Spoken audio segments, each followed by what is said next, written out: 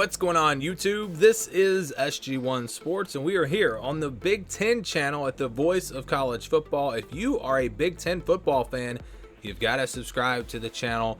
You'll see coverage here on all 14 Big Ten teams. And in this video, we are going to preview the 2022 schedule for Purdue. Before we get to 2022, let's look back at 2021. Purdue had a pretty tough schedule in 2021. When you look back at this schedule, they had to play Oregon State, a Power 5 team, also Notre Dame in the non-conference, so a pretty tough non-conference schedule. And then you look at their cross-division matchups. They had to play at Ohio State, also had to play Michigan State. Of course, Michigan State had a really good year this past season, so you had two really tough matchups there. And then they also played Indiana, who turned out to be in the bottom of that division. We thought that was going to be a tough game preseason. But again, a tough schedule in 2021, but it gets a lot better in 2022.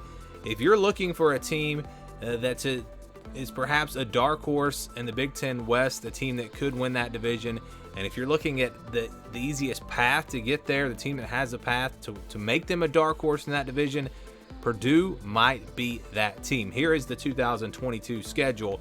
Before we go game by game, let's just look at who they play outside of the division. Of course, they're going to play every Big Ten West team. So they're going to play Indiana State, then they'll play Syracuse, play them on the road, and Florida Atlantic, a much easier non-conference schedule this year. Syracuse on the road, not a guaranteed win, but a very winnable game. Purdue should be favored in that one.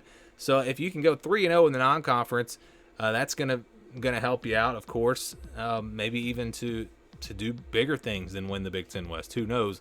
Looking at who they play out of the East, it's very favorable. You've got Penn State, you've got Maryland and Indiana both on the road. Now, it could be easier. You can have Rutgers in Maryland and Indiana, but you're never going to have the three bottom teams out of the division. But they avoid Ohio State, they avoid Michigan, they avoid Michigan State. That might be, if we're going to 2021, those were the top three teams out of the East. Penn State might jump into that top three this year, but going back to last year, they will avoid the top three teams out of the East. So a very favorable schedule there. And you get Penn State at home. You'd rather play Maryland and Indiana on the road and then get Penn State at home. And also, when you have two road games in your cross-division games, that means you're going to have more home games in the division. So out of the 6 games in the division, actually, no, it really won't affect that. You'll have 3 and 3 either way. So they will play 5 road games this year, 4 home games in the conference. So yeah, Penn State, Maryland, Indiana, pretty favorable schedule there. It starts with that game against Penn State on September the 1st. That'll be a Thursday night game. We'll get started there on that Thursday night, and that's going to be a big one. Great opportunity for Purdue, because if you look at that game, if they are able to win that game, look at their next 3 games. Indiana State, Syracuse, and Florida Atlantic.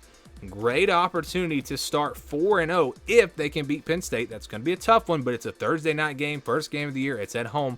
They're going to have a chance in that game.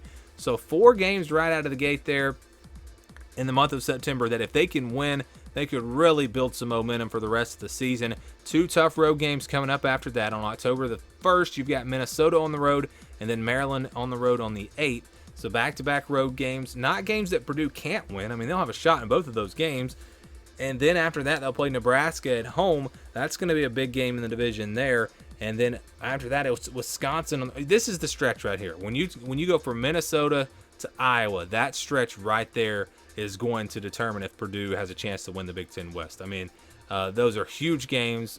Not all of them in the division, but you've got Minnesota in the division, Nebraska in the division, Wisconsin in the division, Iowa in the division.